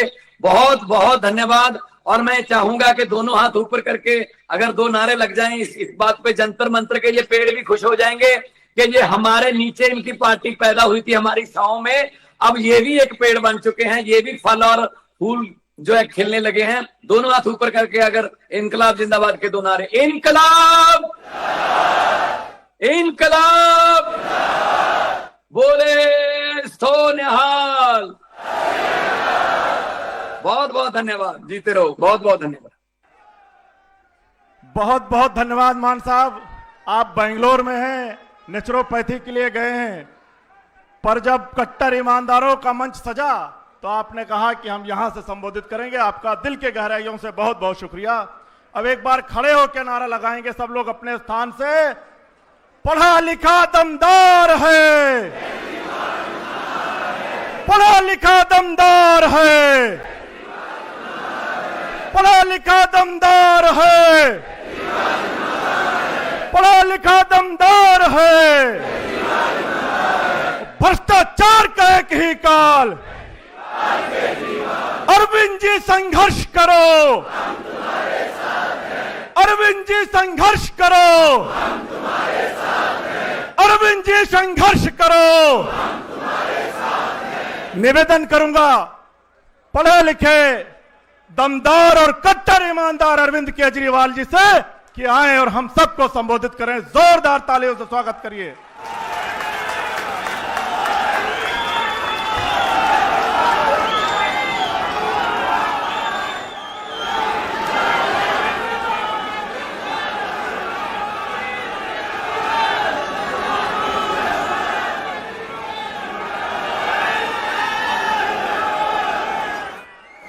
भारत माता की, भारत माता की, इनकलाब, वंदे।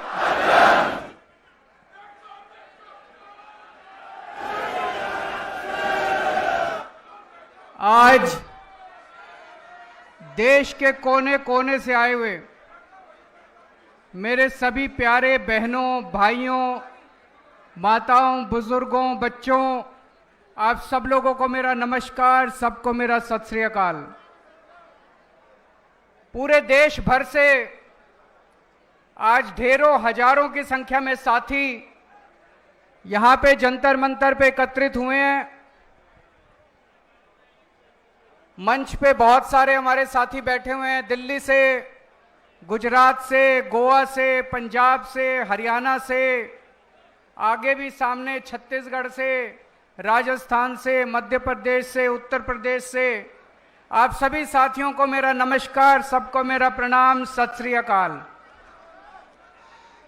दोस्तों, परसों दिल्ली की एक अदालत ने हमारे बहुत सारे बस मार्शल साथी भी आए हुए हैं, डीटीसी के कंडक्टर, ड्राइवर, डिम्स के निकाले हुए कर्मचारी, मोहल्ला क्लिनिकों के निकाले हुए कर्मचारी, आप सब लोगों की मैं बात करूंगा। थोड़ा सा सब लोग पेशेंस रखिए।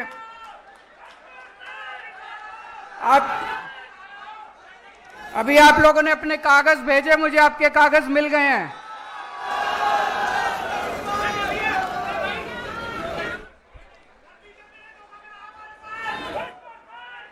आप चिंता ना करो, बीजेपी ने पूरे देश के साथ धोखा किया, केवल आपके साथ धोखा नहीं किया। उसकी सबकी बात करेंगे अभी।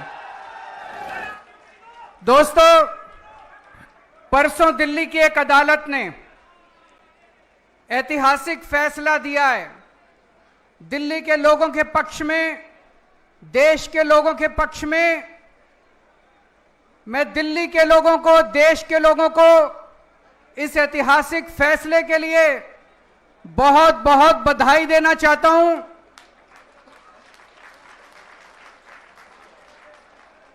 मैं जज साहब का बहुत बहुत शुक्रिया अदा करना चाहता हूं।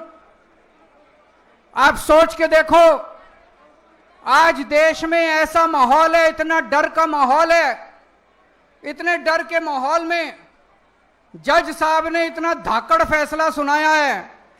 एक बार जोरदार तालियों के साथ जज साहब का शुक्रिया अदा कर दीजिए। पिछले 4 साल से मोदी जी ने और अमित शाह जी ने षड्यंत्र रच के दिल्ली के लोगों को बहुत परेशान किया, बहुत दुखी करा। उन दोनों ने, मोदी जी ने और अमित शाह ने षड्यंत्र रच के बोले तुम्हारा बेटा चोर है, केजरीवाल भ्रष्टाचारी है, केजरीवाल ने शराब घोटाला करा है, केजरीवाल 100 करोड़ रुपए खा गया।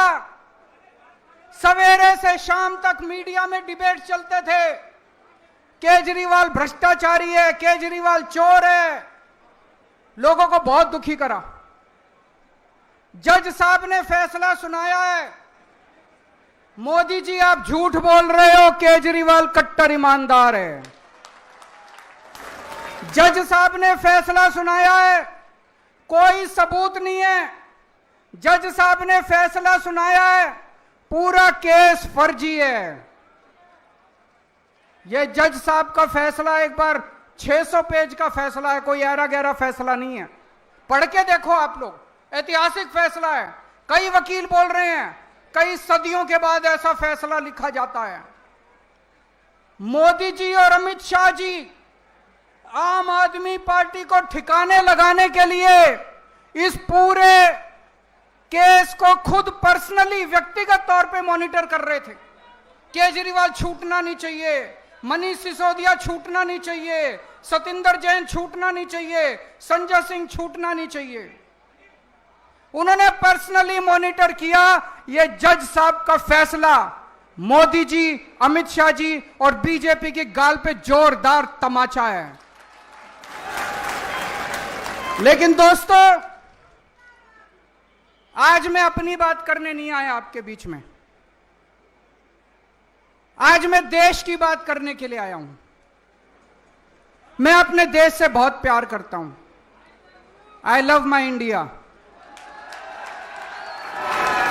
मैं भारत से बहुत प्यार करता हूं, बहुत ज्यादा।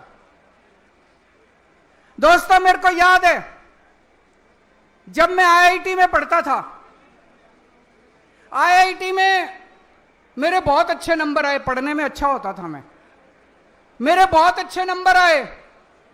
मैं चाहता तो अमेरिका जा सकता था पढ़ाई के लिए, मैं चाहता तो नौकरी करने अमेरिका जा सकता था।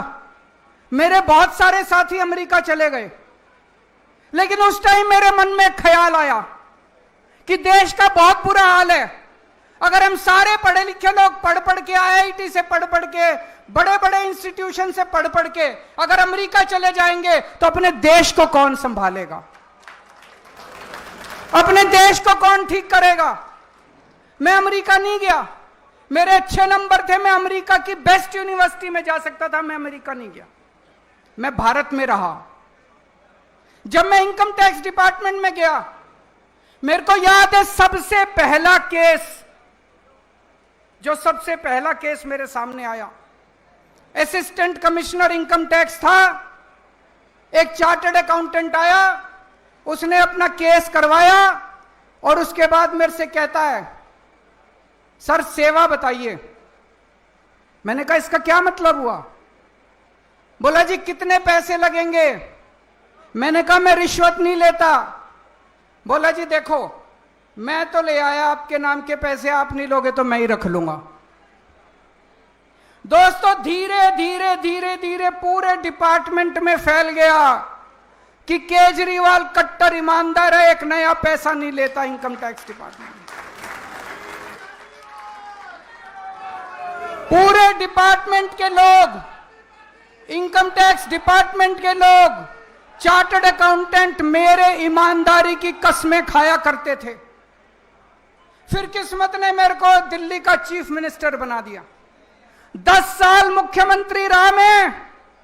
10 साल के अंदर प्रधानमंत्री मोदी जी ने, जो मेरे से नफरत करते हैं, पता नहीं क्यों नफरत करते हैं, मैंने तो उनका कुछ नहीं बिगाड़ा, प्रधानमंत्री मोदी जी ने मेरे खिलाफ पता नहीं कितनी इंक्वायरी कराई, सारी इंक्वायरी करा ली, एक नए पैसे का भ्रष्टाचार नहीं मिला 10 साल के अंदर।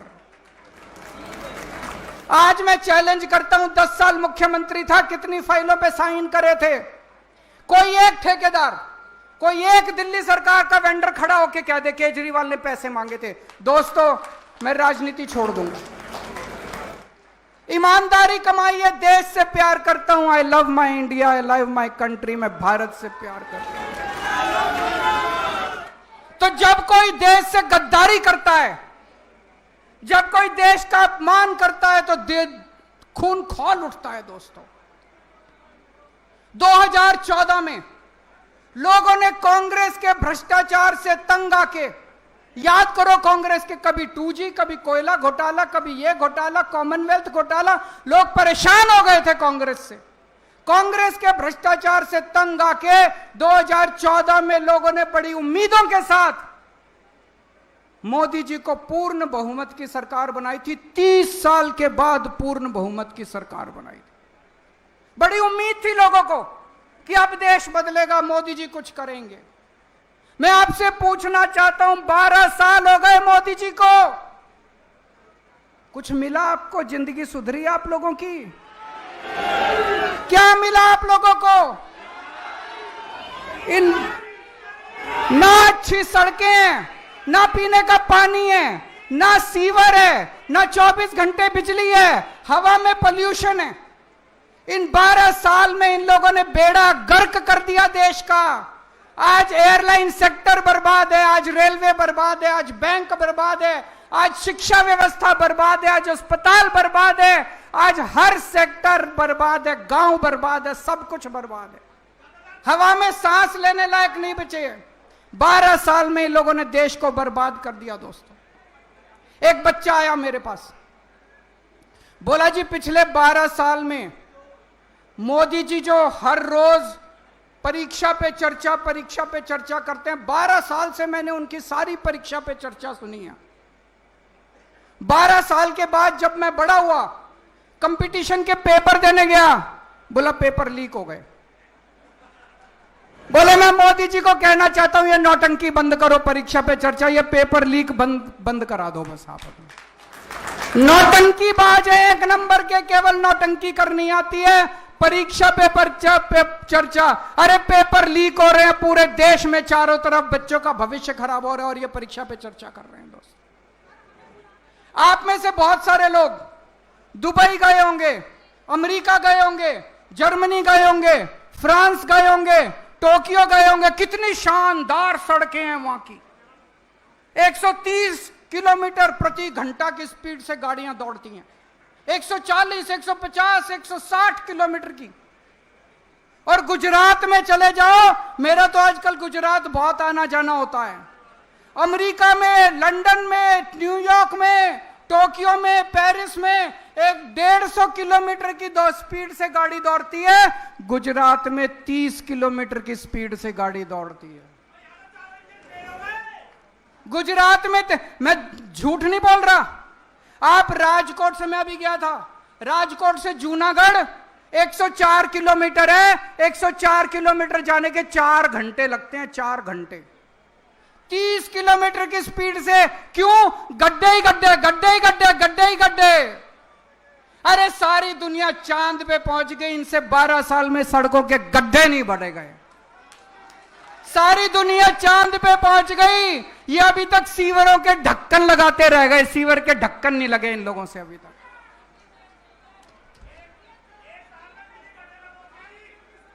अभी आएंगे, दिल्ली पे भी आएंगे, चिंता ना करो। आप किसी देश में चले जाओ, किसी भी, लंदन चले जाओ, टोक्यो चले जाओ, पेरिस चले जाओ, फ्रांस चले जाओ, न्यूयॉर्क चले जाओ, कितने साफ सुथरे शहर हैं उनके। एक जरा सा मिट्टी का तिनका नहीं मिलता। वो छोड़ो, आप गरीब देशों में चले जाओ, श्रीलंका चले जाओ, भूटान चले जाओ, मलेशिया चले जाओ, रवांडा चले जाओ, वियतनाम चले जाओ, साफ सुथरे शहर हैं। इनसे 12 साल में हमारे शहरों की सफाई नहीं हुई मोदी जी से। लानत है इनके ऊपर। 2014 तक बीजिंग में हमसे ज्यादा पोल्यूशन होता था। इतना पोल्यूशन था, इतना पोल्यूशन था। 12 साल में बीजिंग ने अपना पोल्यूशन खत्म कर दिया। आज पूरे उत्तर भारत के अंदर सांस लेना मुश्किल हो रहा है। एक के बाद एक सारे शहरों में सांस लेना मुश्किल हो रहा है। इनसे पोल्यूशन ठीक नहीं हुआ दोस्तों। कहते हैं हम विकसित भारत बनाएंगे। अरे विकसित भारत छोड़ो, रहने लायक भारत तो बना दो, कम से कम सांस तो ले लें। मोदी जी कहते हैं केजरीवाल भ्रष्ट है। कोर्ट ने कह दिया केजरीवाल कट्टर ईमानदार है। मैं मोदी जी को कहना चाहता हूं, मोदी जी भ्रष्टाचार खत्म करना चाहते हो? खत्म करना चाहते हो? मैं बताता हूं भ्रष्टाचार कहां है। हिम्मत है तो एक्शन लेके दिखाओ। गुजरात के अंदर 20,000 करोड़ रुपए का कोकेन हीरोइन पकड़ा गया। मोदी जी हिम्मत है तो एक्शन लेके दिखाओ। गुजरात के अंदर 30,000 करोड़ रुपए की नकली दारू बिकती है हर साल। मोदी जी हिम्मत है तो बंद करके दिखाओ। आपने अपने दोस्त को 1,000 एकड़ जमीन, अरबों खरबों रुपए की 1,000 एकड़ जमीन 1 रुपए में दे दी। हिम्मत हो तो एक्शन लेके दिखाओ मोदी जी। मोदी जी ब्रिजेस का, पुल का उद्घाटन करके आते हैं। कितनी बार होता है? सड़क का उद्घाटन करे हुए 1 महीना नहीं होता, ब्रिज गिर जाता है, सड़क टूट जाती है। मोदी जी हिम्मत है तो एक्शन लेके दिखाओ। आप पूरे देश में पेपर लीक कर रहे हैं। मोदी जी हिम्मत है, मोदी जी एक्शन नहीं लेंगे। किसी में एक्शन नहीं। क्यों? या तो मोदी जी खुद उस घोटाले में शामिल है, या उनकी पार्टी के लोग शामिल हैं, या उनके दोस्त शामिल है उन घोटालों के अंदर। भ्रष्टाचारी मैं नहीं हूं, भ्रष्टाचार मोदी जी खुद कर रहे हैं दोस्तों। इनके खिलाफ एक्शन नहीं लेंगे, इनको जेल में नहीं डालेंगे। किसको जेल में डालेंगे? सोनम वांगचुक को। सोनम वांगचुक को जेल में डालेंगे, महराज मलिक को जेल में डालेंगे, नरेश बाल्यान को जेल में डालेंगे, केजरीवाल को जेल में डालेंगे, मनीष सिसोदिया को जेल में डालेंगे, संजय सिंह को जेल में डालेंगे। इन लोगों को जेल में डालते हैं। कौन है सोनम वांगचुक? बहुत बड़ा वैज्ञानिक है दोस्तों, बहुत बड़ा वैज्ञानिक। उसको तो पद्म श्री मिलना चाहिए, पद्म भूषण मिलना चाहिए दोस्तों। बच्चों की, गरीब बच्चों की पढ़ाई के लिए उसने पता नहीं क्या क्या काम नहीं किया सोनम वांगचुक को, उनको जेल में डाल दिया। मोदी जी सोनम वांगचुक से डरते हैं। क्यों डरते हैं? जब कोई तानाशाह पढ़े लिखे वैज्ञानिकों से डरना चालू कर दे तो समझ लो उसका अंत आ गया तानाशाह। एक दिन मोदी जी संसद नहीं गए। पूछा क्यों नहीं गए? बोले महिलाएं सारी मेरे को पीटेंगी। पढ़ा था अखबार में आप लोगों ने? बोले अरे मोदी जी आपको महिलाओं से डर लगने लग गया। संसद में नहीं गए, बोले मेरे को सारी महिलाएं पकड़ के पीटेंगे। आपको सोनम वांगचुक से डर लगता है, आपको महिलाओं से डर लगता है, आपको केजरीवाल से डर लगता है, आपको ट्रंप से डर लगता है, आपको अमेरिका से डर लगता है। अरे डर डर के कितना जियोगे मोदी जी, थोड़ी तो हिम्मत दिखाओ।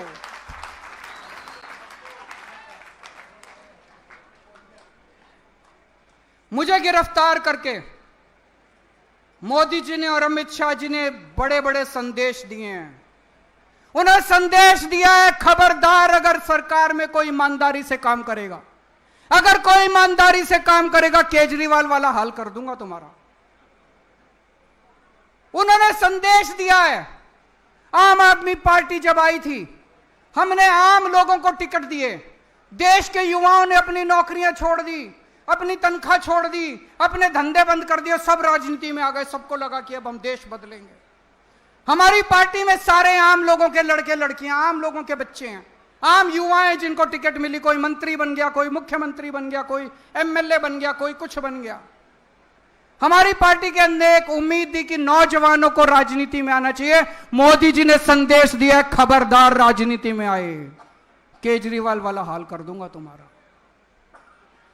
देश के अंदर लोगों की उम्मीदें खत्म हो गई थी। लोगों ने कहना चालू कर दिया था इस देश का कुछ नहीं हो सकता। आम आदमी पार्टी आई, आम आदमी पार्टी ने एक उम्मीद दी। स्कूल ठीक किए, अस्पताल ठीक किए, बिजली ठीक की, पानी ठीक किया, सड़कें ठीक की। आम आदमी पार्टी ने उम्मीद दी कि देश ठीक हो सकता है, देश सुधर सकता है। 140 करोड़ लोगों को उम्मीद बंदी की देश ठीक हो सकता है। मोदी जी ने केजरीवाल को गिरफ्तार करके 140 करोड़ लोगों की उम्मीदों पे पानी फेर दिया दोस्तों। 1 साल पहले इनकी दिल्ली में सरकार आई थी।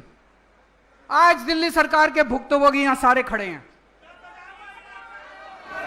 ये मेरे को भी इन्होंने भेजा है। इनके विजेंद्र गुप्ता जी ने ये ट्वीट करा था। ये ट्वीट है 11 नवंबर 2024 का। मैं सभी बस मार्शलों को आश्वस्त करता हूं कि भारतीय जनता पार्टी दिल्ली की सत्ता में आते ही 60 दिनों के अंदर बस मार्शलों को नियमित कर देगी। होगा भाई नियमित? धोखेबाज विजेंद्र गुप्ता, धोखेबाज बीजेपी, धोखेबाज प्रधानमंत्री, धोखेबाज गृह मंत्री। मेरे को याद है प्रधानमंत्री जी खुद आके कह के गए थे दिल्ली में कि 8 मार्च 2025 से दिल्ली की हर महिला के अकाउंट में 2,500 आगे 2,500 रुपए। भाई अगर देश का प्रधानमंत्री झूठा हो तो उस देश की तरक्की कैसे हो सकती है? फिर देश के लोग किसके पास जाएंगे? अगर देश का प्रधानमंत्री सरेआम स्टेज से खड़ा होकर झूठ बोलने लगे। आज यहां पे बस मार्शल आए हुए हैं, 10,000 बस मार्शल निकाल दिए, 10,000 डीटीसी कंडक्टर, डीटीसी ड्राइवर निकाल दिए इन लोगों ने, मोहल्ला क्लिनिक के कर्मचारी निकाल दिए इन लोगों ने, डिम्स के कर्मचारी निकाल दिए इन लोगों ने, हॉस्पिटल में काम करने वाले डेटा एंट्री ऑपरेटर निकाल दिए इन्होंने। अरे इतनी महंगाई में मुश्किल से नौकरी मिलती है। अगर 2 लोगों को नौकरी दे सको तो दे लो, नहीं तो कम से कम लोगों की नौकरी तो मत छीनो दोस्त। आज पूरी दिल्ली दुखी हो रही है इन लोगों से। सारी सड़कें टूटी पड़ी हैं, चारों तरफ गंदगी गंदगी हो रही है, लोगों के घर में काला पानी आ रहा है, पीने का पानी नहीं है। पहले हमारे टाइम में 24 घंटे बिजली मिलती थी, अब बिजली के लंबे लंबे पावर कट चल रहे हैं। पूरी दिल्ली बर्बाद हो गई। आज दिल्ली वाले याद कर रहे हैं यार इससे तो केजरीवाल ही अच्छा था।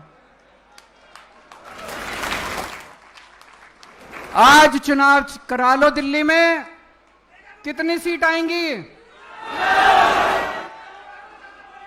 आज चुनाव करा के देख लो दिल्ली में। कुछ लोग कहते हैं मोदी जी से देश नहीं संभल रहा, कुछ लोग कहते हैं मोदी जी को देश चलाना नहीं आता। मेरा कहना है दोस्तों, ना तो उन्होंने देश चलाना, ना उनका कोई इंटरेस्ट देश चलाने में, ना उनको सरकार चलानी। उनको देश से कोई लेना देना नहीं है। देश जाए भाड़ में उनकी बला से। उनको केवल एक ही चीज है, सत्ता की हवस है, केवल और केवल सत्ता चाहिए। सुबह से उठ के शाम तक मोटा भाई और मोदी जी केवल बैठ के ये देखते हैं कि सत्ता कैसे लेनी है। सत्ता के लिए तरह तरह के षड्यंत्र रचते हैं, तरह तरह के षड्यंत्र करते हैं। इनको चाहे एसआईआर करनी पड़े, चाहे वोटर लिस्ट से नाम काटने पड़े, चाहे वोटर लिस्ट में नाम जोड़ने पड़े, चाहे पैसे बांटने पड़े, चाहे साड़ियां बांटनी पड़े, चाहे लोगों को मरवाना पड़े, जो मर्जी करना पड़े, इनकी बला से देश भाड़ में जाए। इनको केवल सत्ता चाहिए। मोदी जी आप सत्ता के लिए काम करो, केजरीवाल देश के लिए काम करेगा।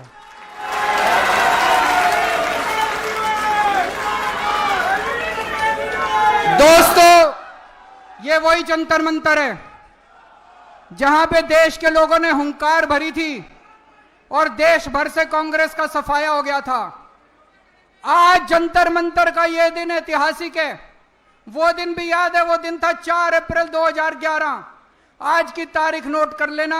आज के बाद भारतीय जनता पार्टी की देश भर से उल्टी गिनती शुरू हो चुकी है। भारत माता की, भारत माता की। बहुत बहुत धन्यवाद सर। सब लोग अपने स्थान पर खड़े हो जाएं राष्ट्रगान के लिए।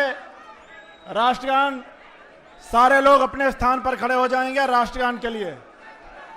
राष्ट्रगान शुरू कर दीजिए। जनगण अधिनायक जय हे भारत भाग्य विधाता, पंजाब सिंध गुजरात मराठा द्राविड उत्कल बंगा, विंध्य हिमाचल यमुना गंगा उच्चल जलधि तरंगा, तव शुभ नामे जागे, तव शुभ आशीष मांगे, गाहे तव जय गाथा, जन गण मंगलदायक जय हे भारत भाग्य विधाता, जय हे जय हे जय हे जय जय जय जय हे।